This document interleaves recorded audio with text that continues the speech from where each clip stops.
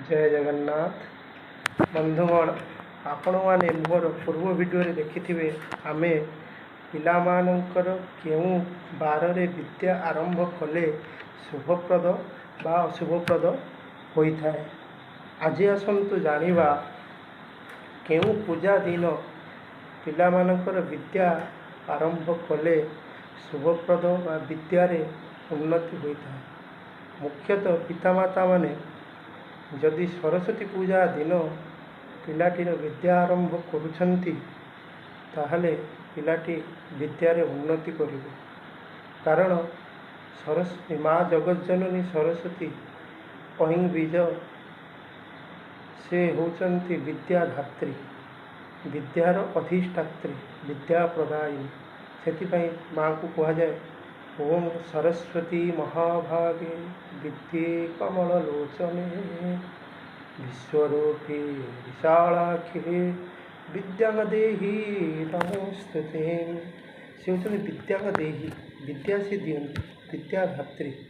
सेतिपई सरस्वती पूजा दिन विद्या आरंभ कले पिलाटीर सर्वोन्नति होता है।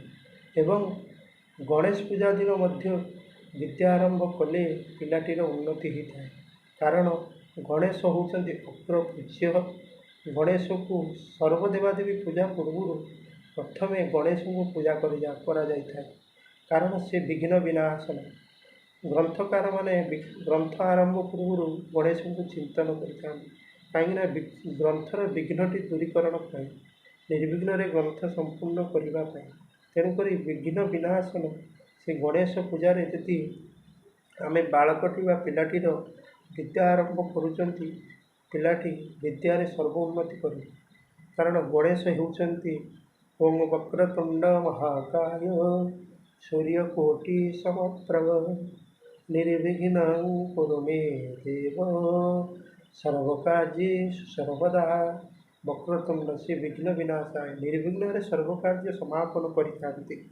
तेणुक से गणेश पूजारे यदि विघ्न विनाश को ध्यान करी ध्यान पूर्वक पिलाटीर विद्या आरंभ कराए पिलाटी सर्वोन्नति करिथाए, विद्यार उन्नति करिथाए, सफलता लाभ करिथाए। यदि मो वीडियोटी आपण मानकु भल लगी वीडियोटी को कमेंट शेयर लाइक करंतु और मो चैनल टी को सब्सक्राइब करंतु। जय जगन्नाथ।